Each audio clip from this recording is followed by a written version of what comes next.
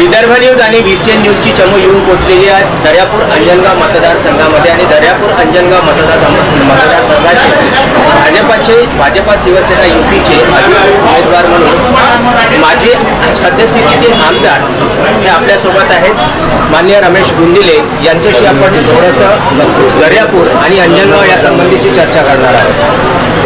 बुंदिले साहेब, गेल्या 5 वर्षांपासून हा मतदारसंघ आपल्या ताब्यामध्ये आहे। येत्या मतदारसंघामध्ये या आपल्या दर्यापूर आणि अंजनगावमधला सगळ्यात महत्त्वाचा जो प्रश्न आहे इंडस्ट्रीयल क्लस्टरमध्ये जी कमतरता आहे, त्याच्यासाठी आपल्याकडे काय उपाययोजना आहे? मागील 5 वर्षामध्ये या दर्यापूर मतदारसंघामध्ये जास्तीत जास्त विकासाच्या दृष्टिकोनातून प्रयत्न केले। त्याप्रमाणे रोड रस्ते हे परिस्थिती झालेले आहेत आणि महत्त्वाचं म्हणजे इंडस्ट्रीच्या बाबतीत मी सर्व आवश्यक ते कागदपत्र मीटिंग घेण्याच्या दृष्टीने प्रयत्न केले आणि यापुढे सुद्धा त्यामध्ये जो वेळ लागते, ज्या ठिकाणी काही इंडस्ट्रीजमध्ये MIDCमध्ये काही प्लॉट काही लोकांनी तिथं घेऊन ठेवलेले आहेत, काही वर्षापासून तसेच आहेत, त्यावर कठोर व्यवहार करून आदरणीय आपले मंत्री महोदय यांनी त्यावर त्यांना नोटीस इश्यू करून त्यातून त्यांचे जे प्लॉट आहेत त्याचे कारखाने टाका नाही तर वापस करा, या प्रकारे आता मागच्या 2 महिन्यापूर्वी नोटीस दिल्या। त्यानुसार ते प्लॉट तर आपले सुशिक्षित बेकार जे आहेत ते इंटरेस्टेड आहेत ते कारखाना काढण्याकरता त्यांना ते मिळतील, हा माझा प्रयत्न आहे। गेल्या अनेक वर्षांपासूनचे दर्यापूरचे आणि अंजनगावचे जर प्रश्न आपण प्रलंबित पाहिलेले आहेत तर त्या प्रश्नांमध्ये महत्त्वाचा जो घटक आहे हा तरुण जो वर्ग आहे, हा तरुण वर्ग अमरावती, अकोला, यवतमाळ, बुलढाणा सारख्या साईडला जाऊन किंवा नागपूर सारख्या ठिकाणी जाऊन नोकरी करतोय, यांच्यासाठी आपल्या काही उपाययोजना राहणार आहे? आपले जे तरुण वर्ग आहे, सुशिक्षित बेकार आहेत, त्यांच्याकरता MIDC बाबतीचा प्रयत्न करणारच।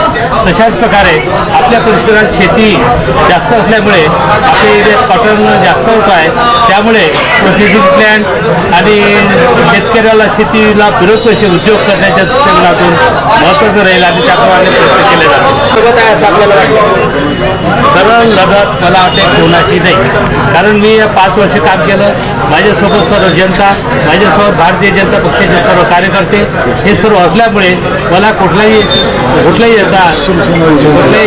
या महायुतीमध्ये आता सध्या तर काही कोणाचा स्पर्धक नाही असं सांगायचं आहे। म्हणून यावेळेला सर्व जनता आणि शिवसेना युती सर्व महायुती असल्यामुळे मी मला जास्तीत जास्त मतदान करतील अशी अपेक्षा। एक जाण्यापूर्वी एक महत्त्वाचा प्रश्न आहे की आपण आपल्या दर्यापूर मतदारसंघातल्या दर्यापूर अंजनगाव मतदारसंघातले जे हे आहेत मतदार आहेत त्यांना काय आवाहन करणार? मतदारांना यापुढे असे आवाहन करायचा विचार आहे की आता शेतीला आपल्याला पांदन रस्ते हे फार महत्त्वाचे आहेत। मी आता बाहेरचे शेतातले या गावातले रस्ते केले, पण यानंतर आता शेतीचे रस्ते करण्याच्या दृष्टीने पुढच्या या 5 वर्षात माझा प्लॅन राहील आणि प्रत्येक गावामध्ये 2-3 रस्ते कसे होतील याकरता माझे प्रयत्न राहतील। कारण नवीन जे सरकार काढलेलं आहे, नवीन जे योजना आहेत त्या योजना आम्ही स्वतः तयार करून घेतलेल्या आहेत आणि ते शासनाने मंजूर केलेले आहेत। त्यामुळे 1 किलोमीटरला 16 लाख रुपये मिळतील आणि त्यातून रस्ता पांदन रस्ता होईल, फलीकरण होईल, डांबरीकरण सुद्धा त्या 1 वर्षात केलं जाईल। हे महत्त्वाचं काम चांगलं केलं जाईल। तशाच प्रकारे पाणी पुरवठा जे आवश्यक आहे प्रत्येक शेतीला ते मी तापी नदीचं पाणी आणून आपल्या या परिसरामध्ये जास्तीत जास्त शेतीचा विकास करण्याच्या दृष्टिकोनातून प्रयत्न केले जातील। रमेश भाऊ फिर से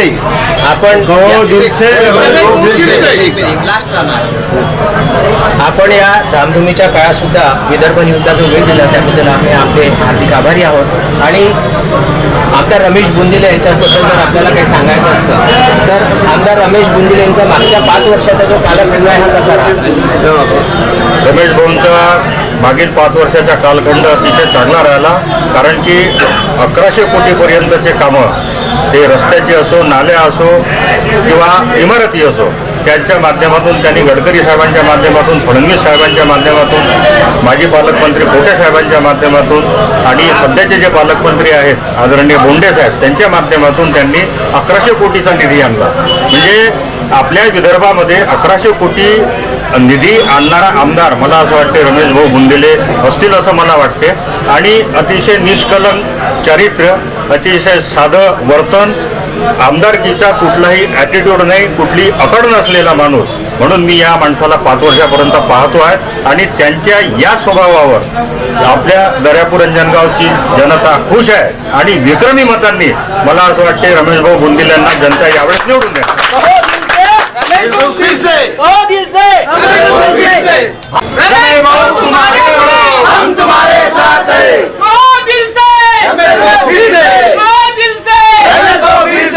एक ही नारा एक ही गीत,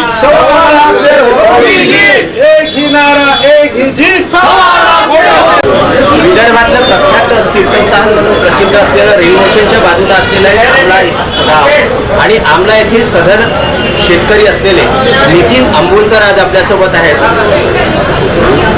नितीन अंबुलकरांना एक प्रश्न आहे की गेल्या 5 वर्षांपासून रमेश बुंदिले यांचा जो कार्यकाळ आपल्या मतदारसंघामध्ये होता, तो कशा प्रकारचा होता? रमेश भाऊचा कार्यकाळ अतिशय सुंदर होता. म्हणजे आमच्या परिसरात आजूबाजूच्या गावांमध्ये त्यांनी जिथे मिळवल्या ज्या ज्या गोष्टींची आवश्यकता त्या त्या पूर्तता केलीच केली. पण शिवाय अतिशय महत्त्वाचं म्हणजे रुंदीचं हे तीर्थक्षेत्र आहे आणि ते आमला ग्रामपंचायतला लागून आहे. त्यांच्या काराला म्हणजे 7.5 कोटी रुपयाचं काम आमला ग्रामपंचायतमध्ये आणलं आणि आता त्याच्या आचारसंहितामध्ये सगळं पूर्तता टेक्निकल पूर्तता सगळी झालेली आहे. निवडणूक झाल्यानंतर त्या कामाला सुरुवात होईल. रुग्णचान हे जे तीर्थक्षेत्र आहे ज्याची आमची ओळख आहे आणि आमचा शब्द असा ना तर त्याचे 7 कोटी रुपये एक रकमी आपण बोलणे आमच्यासाठी आहे. हे अतिशय महत्त्वाचं काम तीर्थक्षेत्र म्हणून त्यांनी केलं. याचं गाडगे महाराजांची कर्मभूमी आहे आणि रुद्रेश्वर मंदिर हे अतिशय मंदिर फार पुरातन आहे. अनादी कालापासून ते तिथे तीर्थक्षेत्र आहे आणि गाडगे बाबांची कार्यक्षेत्र तर आहे त्याची ओळख आहे त्यांनी 7 कोटी रुपये